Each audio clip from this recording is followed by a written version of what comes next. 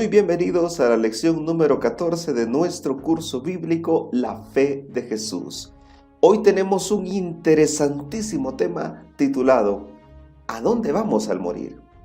Pero antes de hablar de la muerte debemos hablar de la vida, porque la vida fue primero que la muerte. Así que vamos a la pregunta número 1 de nuestra lección de hoy. ¿Quién creó al hombre y cómo lo hizo? Génesis capítulo 1, 27 dice así: Y creó Dios al hombre a su imagen, a imagen de Dios lo creó, varón y hembra los creó. Este texto nos dice que la imagen de Dios está formada por un hombre y una mujer. Dos seres complementarios que se unen y que forman la imagen de Dios. Pero ¿a qué se refiere específicamente la palabra Tselem, traducida como imagen? Bueno, dice el libro Patriarcas y Profetas en la página 25 que Dios compartió la semejanza exterior como el carácter con Adán y Eva. Eso significa que tenemos rasgos externos semejantes a nuestro Dios, ya que una imagen es una figura de una persona, es una representación de una persona o de una cosa. En este caso, Dios quiso representar algo de Él en nosotros. Génesis 2:7 también nos dice: Entonces Jehová Dios formó al hombre del polvo de la tierra y sopló en su nariz aliento de vida, y fue el hombre un ser viviente.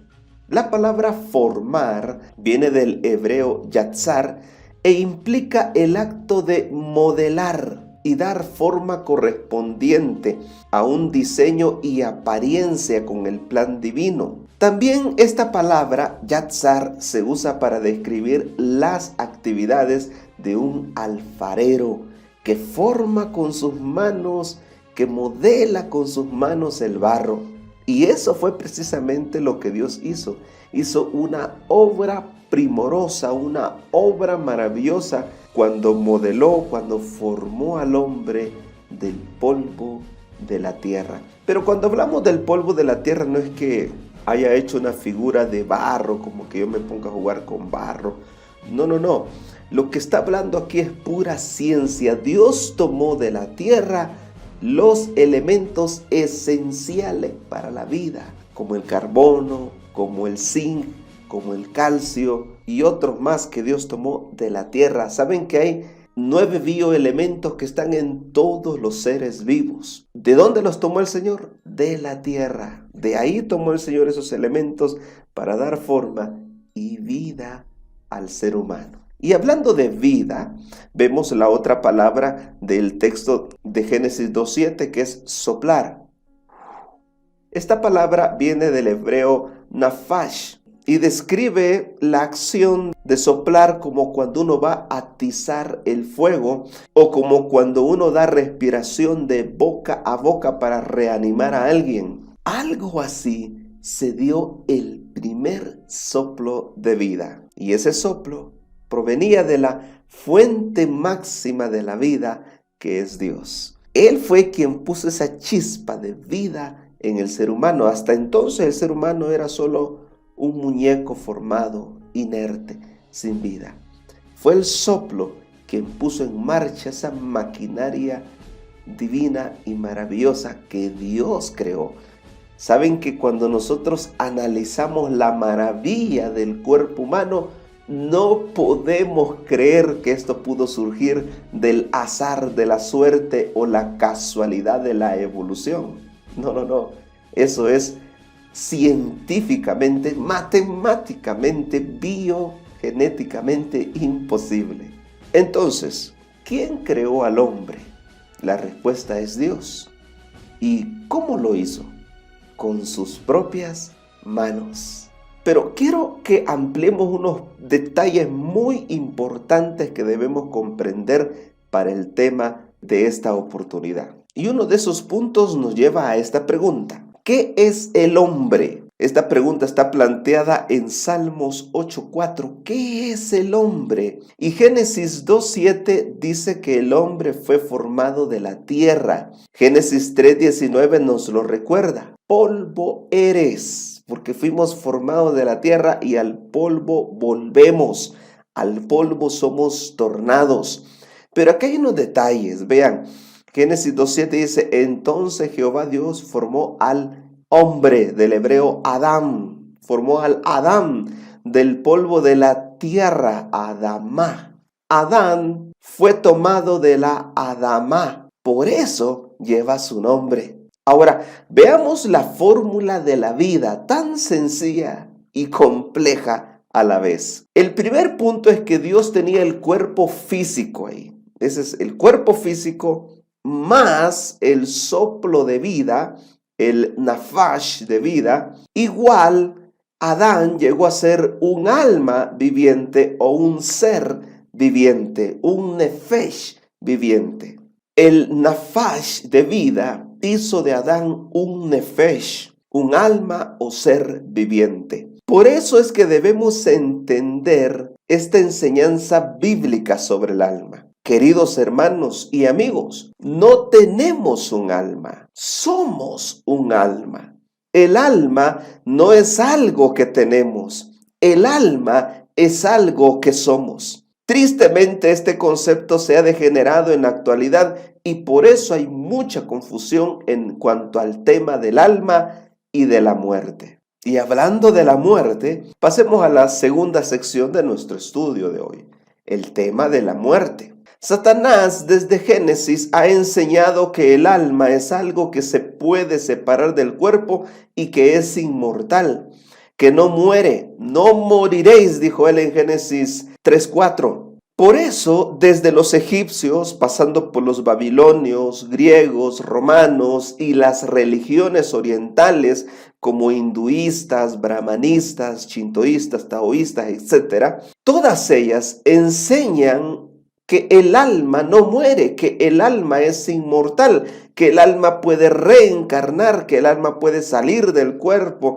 que hay proyección astral y vida después de la muerte. Pero eso no es bíblico. El problema es que dichos conceptos paganos y satánicos se han metido en el cristianismo, pues tanto católicos como no católicos enseñan que cuando una persona muere, sigue viviendo. O sea, los muertos no están muertos en realidad. Así enseñan algunos. La Iglesia Vaticana enseña que si una persona muere, se va al cielo, al infierno o al purgatorio, que es un término medio. Muchas iglesias cristianas enseñan algo parecido, pues dicen que si una persona muere, se va al cielo o al infierno. Si se va al cielo, se convierte en una especie de espíritu guía o algo parecido. Déjenme decirles que tuve la oportunidad de viajar a la Basílica de San Pedro en Roma, y cuando uno entra a la Basílica de San Pedro hay una puerta que se llama la Ruta Papal o la Gruta Papal. Uno baja por unas gradas debajo del altar mayor. ¿Y qué es lo que hay ahí? Un cementerio, por eso se llama basílica. Toda basílica está construida sobre tumbas. Entonces lo que hay debajo son tumbas de papas. Y me impactó ver a esta dama, a esta monja, orarle a un papa, orarle a un muerto. ¿Qué es lo que sucede? Que el culto católico romano gira en torno a los muertos. Muchas iglesias están construidas sobre tumbas de supuestos santos. Es más, muchos supuestos santos que han muerto ahora son mediadores, intercesores, porque han sido declarados beatos o santos. El culto a María, el rezo a imágenes y el culto en la basílica como la de San Pedro, todos ellos son culto a los muertos, algo que no avala Dios en su palabra. Entonces, ¿podemos comunicarnos con los muertos? ¿Pueden los muertos interferir con los vivos? ¿Tienen poder los muertos sobre los vivos o los vivos sobre los muertos? Contestemos algunas de estas preguntas. Pregunta número 2. ¿Qué es la muerte? La muerte es lo contrario a la vida, es dejar de ser. Recuerden que con la vida se llega a ser, entonces con la muerte se deja de ser. Es como dice Eclesiastés 12:7, el polvo vuelve a la tierra como era y el espíritu vuelve a Dios que lo dio. Y aquí aparece otra palabra en el hebreo muy interesante, el ruaj, el espíritu vuelve a Dios que lo dio. Ese espíritu, ese ruaj, es lo mismo que el soplo, el nefesh de Génesis 2:7. Prueba de ello es que vemos en Ezequiel 37:9 lo siguiente. Me dijo, profetiza al espíritu, profetiza, hijo de hombre, y di al espíritu que así ha dicho Jehová el Señor. Espíritu, ven de los cuatro vientos y sopla sobre estos muertos y vivirán. El ruaj de Dios se convierte en un nafash, en un espíritu de vida, que da vida o quita la vida, pero cuando el Espíritu Santo da vida, está compartiendo ese nefesh, y cuando el Espíritu Santo quita la vida, está devolviendo ese nefesh, esa capacidad de vivir a Dios. Entonces, ¿qué es la muerte? Es la separación del soplo de vida y del cuerpo. Veámoslo acá nuevamente en esta fórmula. Primero tenemos el cuerpo físico, menos, ya no más, sino menos, el espíritu o aliento de vida. Cuando al cuerpo se le quita el espíritu de vida, cuando al cuerpo se le quita el aliento de vida, ¿qué sucede con el alma? El alma ha muerto. El alma deja de ser, deja de existir. El alma no se va a un lugar, simplemente deja de ser. Miremos ese foco. Cuando tú enciendes el interruptor de la luz, la corriente eléctrica pasa por la resistencia y hay luz. Cuando tú interrumpes el paso de la energía eléctrica, ¿a dónde se va la luz? A ninguna parte. Deja de ser luz. Cuando hay electricidad, es luz. Cuando no hay electricidad, deja de ser luz. Así mismo sucede con el hombre. Cuando hay vida, somos un alma viviente. Cuando no hay vida, dejamos de ser un alma viviente. Eso significa que el alma no es inmortal y puede morir. Pregunta número 3. ¿A qué compara Jesús la muerte? San Juan 11 al 13 dice, dicho esto, agregó, nuestro amigo Lázaro duerme, pero voy a despertarlo. Dijeron entonces sus discípulos, Señor, si duerme sanará, o sea, si duerme él solito, se va a sanar él solito, se va a despertar. Jesús decía esto de la muerte de Lázaro, pero ellos pensaban que hablaba del reposar del sueño. O sea, Jesús comparó la muerte con un dormir sin sueños. Y la prueba es que cuando Lázaro resucitó, ¿qué dijo de la muerte? No dijo nada. No dijo, fui al infierno, no dijo, fui al purgatorio o fui al cielo. Es más, si hubiera ido al cielo, yo creo que Lázaro le hubiera dicho algo así a Jesús. Señor, ¿para qué me trajiste de vuelta a esta tierra de muerte? Yo estaba mejor allá arriba en el cielo. Y de esto se podría desprender ese famoso dicho, esa famosa frase que decimos cuando alguien muere. Pasó a mejor vida. Como queriendo decir que hay vida después de la muerte y que esa vida es mejor que la que tenemos en vida, valga la redundancia. Pues si es mejor, ¿por qué no nos morimos todos? ¿Por qué no pasamos todos a mejor vida? Porque en realidad eso es un engaño. No hay vida después de la muerte. Lo que sucede al morir es que tu destino eterno queda sellado para siempre, para vida o muerte. Y Satanás procura que sea para muerte. Por eso engaña, por eso inventa tanta cosa. Debemos tener claro que la muerte es una destrucción completa y real del ser. Se deja de existir, se deja de ser, se deja de vivir realmente. Pero Jesús comparó de forma metafórica la muerte de sus hijos fieles. Desde su perspectiva, la comparó con un dormir. Desde mi perspectiva, es una destrucción total y real. Pero desde la perspectiva de Dios es como dormir, porque solo Él puede despertar a los que mueren. ¿A qué compara Jesús la muerte? A un dormir sin sueños. Pregunta número 4. ¿Sabe algo un muerto? Esta pregunta la hacemos porque hay gente que ha ido con espiritistas, con mediums y creen que en realidad se contactaron con una persona que ha muerto. Era mi padre, dicen. Era mi esposa, era mi hijo. Yo oí su voz. Yo vi una figura parecida a él. La pregunta es, ¿puede una persona viva ponerse en contacto con los muertos? Si no es posible, ¿con quién estamos teniendo contacto entonces? Vean lo que dice la palabra del Señor en Eclesiastés capítulo 9, versos 5 y 6. Porque los que viven saben que han de morir, pero los muertos nada saben, ni tienen más recompensa. Su memoria cae en el olvido. También perecen su amor, su odio y su envidia, y nunca más tendrán parte en todo lo que se hace debajo del sol. Este texto dice una verdad indiscutible. Los que vivimos sabemos que un día moriremos. Y de la muerte solo eso sabemos. Porque no sabemos cómo vamos a morir, cuándo vamos a morir, por qué vamos a morir y dónde vamos a morir. No lo sabemos, solo sabemos que un día moriremos. Por eso dice Isaías capítulo número 8, verso 19, ¿no consultará el pueblo a su Dios? ¿Consultará a los muertos por los vivos? ¿Por qué? Porque algunos israelitas habían caído en prácticas paganas de consultar a los muertos, algo que es vano, dice Isaías. ¿Para qué consultar a los muertos por el que vive? Dijo el profeta. ¿Sabe algo un muerto?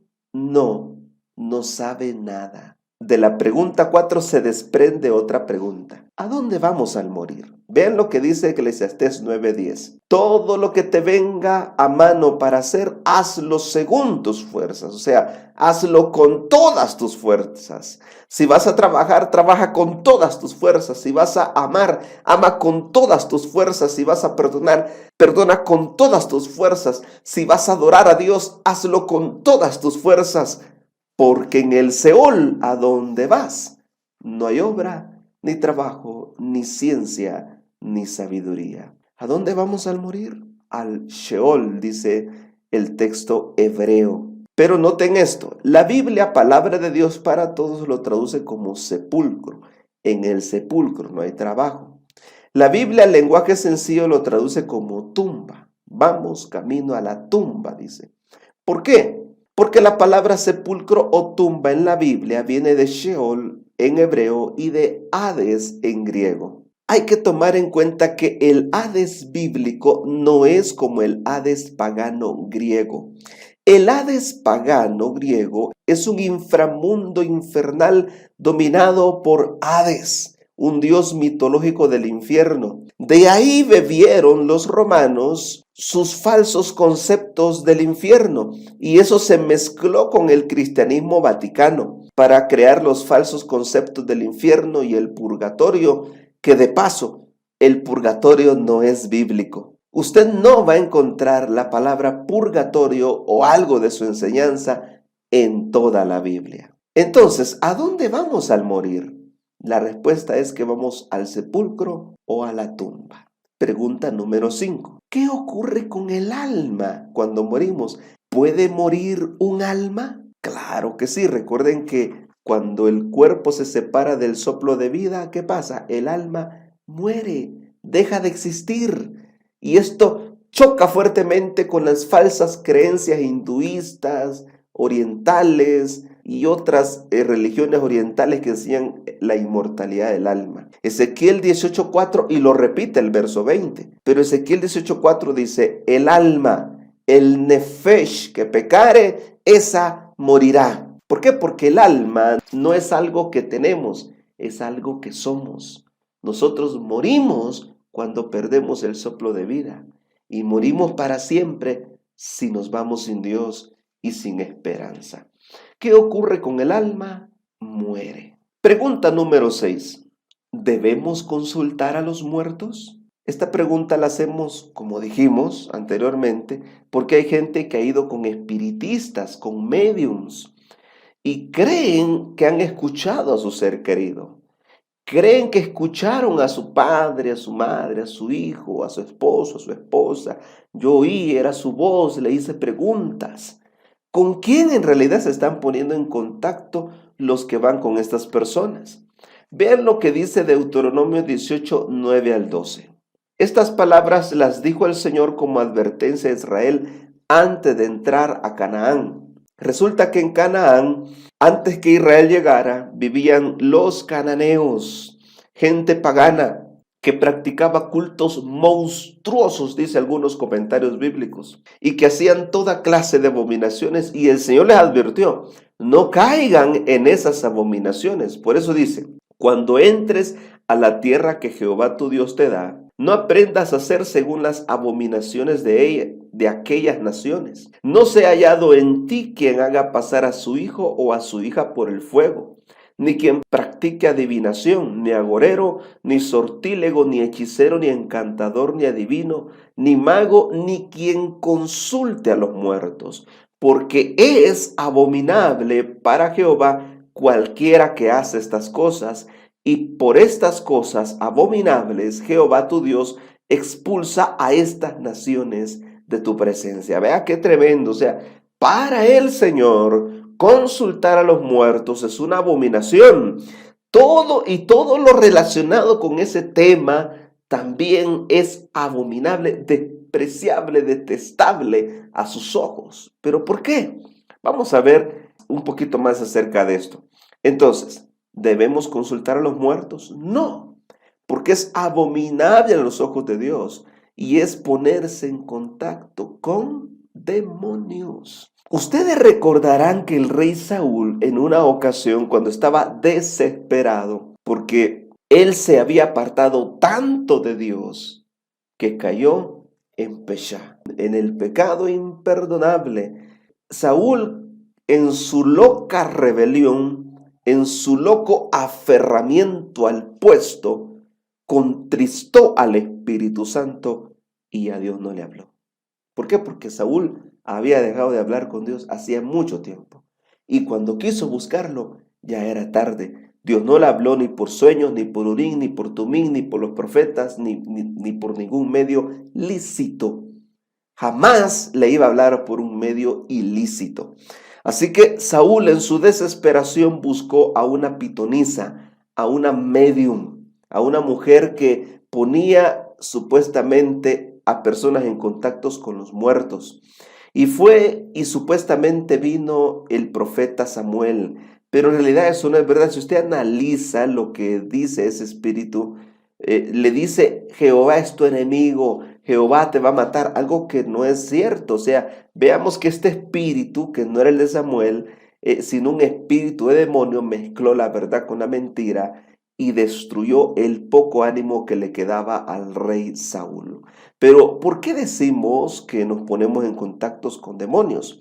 Vean esta otra cita del libro Conflicto de los Siglos, página 541, que dice, Satanás puede evocar ante los hombres la apariencia de sus amigos fallecidos. La imitación es perfecta. Los rasgos familiares, las palabras y el tono, o sea, el tono de la voz, son reproducidos con una exactitud maravillosa. Querido hermano y amigo, no te dejes engañar. No consultes a los muertos no saben nada. No te pongas en contacto con demonios que fácilmente pueden hacerse pasar por ese ser querido que estás evocando. Y esta otra cita, ahí mismo en el libro Conflicto de los Siglos, página 516, dice, muchos tendrán que vérsela con espíritus de demonios que personificarán a parientes o amigos queridos y que proclamarán las herejías más peligrosas. Estos espíritus apelarán a nuestros tiernos sentimientos de simpatía y harán milagros con el fin de sostener sus asertos. Estas citas hablan acerca de este tiempo, el tiempo del fin. El diablo personificará seres queridos que han muerto para engañar a la gente, para proclamar sus herejías peligrosas. ¿Y cómo es que vamos a creer en eso? Bueno, por el bombardeo que hace Hollywood, por el bombardeo que vemos en las series, por las enseñanzas abominables que enseñan algunas iglesias de que los muertos no están muertos. O sea, todo eso gira en torno a que los muertos no están muertos. Y ese bombardeo ha entrado en nuestras mentes y nos ha confundido. Pero la Biblia es clara. Los muertos nada saben y van al sepulcro a esperar la primera o segunda resurrección. La primera es la resurrección de vida y la segunda es la resurrección de condenación, donde se dará cuenta ante Dios de lo que se ha hecho. Con esto que estamos estudiando, ¿qué debo hacer? Número 1. Debo consolarme en la esperanza de la resurrección. Así lo dice Primera de Tesalonicenses capítulo 4, verso 13 al 18. El apóstol Pablo dijo: tampoco queremos, hermanos, que ignoréis acerca de los que duermen, o sea, de los que han muerto. Vean que el apóstol Pablo había entendido también ese punto de que en Cristo no morimos en realidad, sino que dormimos. Claro, es un lenguaje metafórico porque la muerte es real, pero Dios tiene el poder de devolver la vida. Pero dice Pablo: tampoco queremos, hermanos, que ignoréis acerca de los que duermen, de los que han muerto, para que no os entristezcáis como los otros que no tienen esperanza. ¿Quiénes son los que no tienen esperanza? Son los que no tienen a Cristo en su vida, en su corazón. Si creemos que Jesús murió y resucitó, así también traerá Dios con Jesús a los que durmieron en él. Por lo cual os decimos esto en palabras del Señor, que nosotros que vivimos, que habremos quedado hasta la venida del Señor, no precederemos a los que durmieron. El Señor mismo, con voz de mando, con voz de arcángel y con trompeta de Dios, descenderá del cielo. Entonces los muertos en Cristo resucitarán primero. Luego nosotros, los que vivimos, los que hayamos quedado, seremos arrebatados juntamente con ellos, o sea, con los muertos que han resucitado, en las nubes para recibir al Señor en el aire, y así estaremos siempre con el Señor. Por tanto, alentaos con estas palabras, dijo el apóstol Pablo. Entonces, hermanos, Cristo Jesús en su segunda venida resucitará a todos los que han muerto creyendo en Él. O sea, cuando una persona muere, no se va ni al cielo ni al infierno, mucho menos al purgatorio. Se va a la tumba. Y cuando Cristo venga, el Señor va a resucitar solo a aquellos que han muerto creyendo en Él. Si ya estuviéramos en el cielo, ¿por qué habría de resucitarnos? No cuadra eso, no tiene lógica. Vean cómo estas enseñanzas falsas chocan con un verdadero escrito está. ¿Qué debo hacer? Número 2, debo creer en Jesús. San Juan 11:25 dice: le dijo Jesús: yo soy la resurrección y la vida. El que cree en mí, aunque esté muerto, vivirá. Cree y confía en esta promesa, sobre todo cuando estés enfrentando la muerte cara a cara. Número 3, persevera hasta lograr la inmortalidad que Dios nos dará. Romanos 2:7 dice: vida eterna a los que perseverando en hacer el bien buscan gloria, honra e inmortalidad. Persevera en el Señor, persevera en Cristo, persevera en su palabra. Así que quiero invitarte, número 1, a confiar en las maravillosas promesas de Dios. Número 2, quiero invitarte a entregar la vida a Jesús para obtener esa vida eterna. Y número 3, quiero invitarte a creer que Jesús es la resurrección y la vida. Vamos a orar. Querido Jesús, hoy he entendido que no tengo un alma. Hoy he entendido que soy un alma. Y soy esa alma que tú quieres salvar, que tú quieres redimir, que tú quieres cubrir con tu sangre. Por eso te recibo como Salvador, te recibo como la resurrección y la vida, porque sé que tarde o temprano enfrentaré cara a cara la muerte y quiero hacerlo a tu lado. Por eso oramos en el nombre de Jesús. Amén. Muchas gracias por habernos acompañado y nos vemos en la siguiente.